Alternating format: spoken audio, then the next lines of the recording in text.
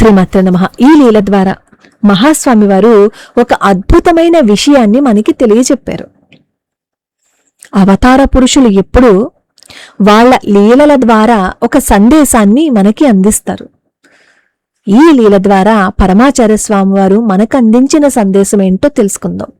తెలుసుకునే ముందు పరమాచార్య స్వామి వారి పాద పద్మాలకి నమస్కరిస్తూ వీడియోలోకి వెళ్ళిపోదాం.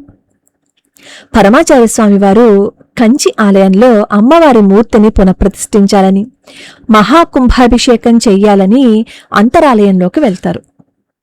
అమ్మవారి మూర్తిలో ఉన్న కళలన్నింటినీ ఒక కలశంలోకి న్యాసం చేసి దాన్ని పక్కన పెట్టి దానికి పూజ చేస్తూ విగ్రహాన్ని కదల్చి బయటపెట్టారనమాట. తర్వాత ఆయన సత్యదండం పట్టుకుని అంతరాలయం పైన చూశారు. చూసేటప్పటికది మరామత్తులోకి వచ్చేసిందనమాట. బీటలు వారిపోయి అలా ఉంది. అయ్యో అమ్మా, మరామత్తు చేయించాలమ్మా ఆలయాన్ని అని అనుకుంటారు.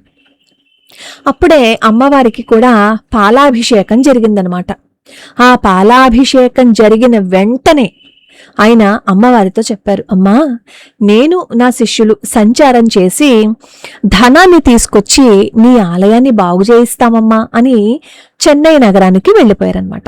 అప్పట్లో బ్రిటిష్ వాళ్ళ పరిపాలనలో రాత్రిపూట తలుపులు వేసేసేవారనమాట. అంటే మార్గాన్ని మూసేసేవారనమాట బయటికి వెళ్ళడానికి, ఒక ఊరి నుంచి ఇంకొక ఊరికి వెళ్లకుండా. సరే, రాత్రి 2 గంటలైంది. మహాస్వామి వారు ఏకాంతంలో అమ్మవారిని ధ్యానం చేస్తున్నారు. అలా ధ్యానం చేస్తుంటే అమ్మవారు మహాస్వామి వారికి కనిపించారు. భుజం మీద చెయ్యి వేసి తట్టి లేపారట, పిలిచారట. ధ్యానంలో ఉన్న మహాస్వామి వారు కళ్ళు విప్పి చూశారు. ఎదురుగుండా అమ్మవారు నిలబడి జుట్టుని ఇలా ముందుకు తీసి చూపించి, ఓయ్ పిల్లాడా, నా గుడిని బాగు చేయించటానికి డబ్బు కోసం పాలాభిషేకం చేసి ఇంత దూరం వచ్చేశావు. నా జుట్టు చూడు, పాలతో ఎలా అట్టలు కట్టేసిందో.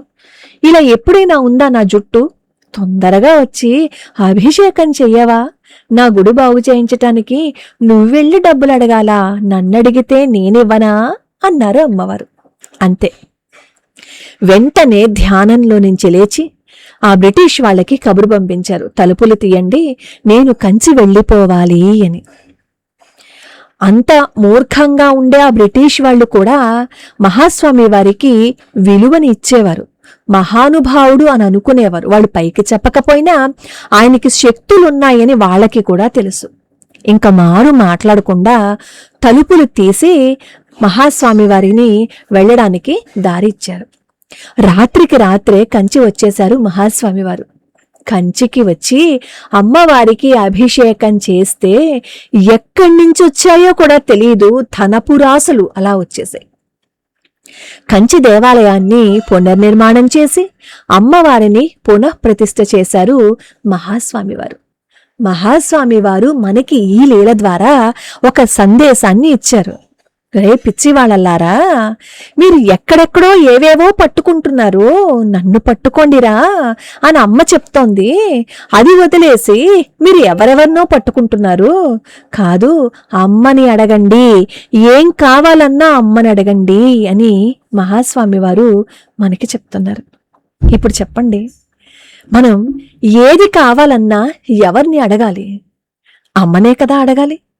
అమ్మా, ఇకపై ఇంకెప్పుడు ఈ తప్పు చేయనమ్మా, నిన్నే అడుగుతానమ్మా, నీ పాదాలే పట్టుకుంటానమ్మా అంటూ మన గుండెలోని భారాన్ని దింపేసే వరకు అమ్మ పాదాలని మన కన్నీటితో అభిషేకం చేసేసాము అని అనుకోండి, అమ్మ రాదంటారా చెప్పండి? అమ్మ వస్తుంది, అమ్మని అడగండి అని పరమాచార్య స్వామి వారు. అదే అండి కామాక్షి అమ్మ. పరమాచార్యుల వారంటే ఎవరు చెప్పండి? కామాక్షి అమ్మే మనల్ని ఉద్ధరించటానికి ఈ భూమి మీదకి కలియుగంలో మన కోసం నడయాడారు. అపార కరుణా సింధుం జ్ఞానదం శాంతరూపిణం శ్రీ చంద్రశేఖర గురుం ప్రణమామి ముదాన్వహం. ఈ రోజుతో కార్తీక మాసం అయిపోయింది.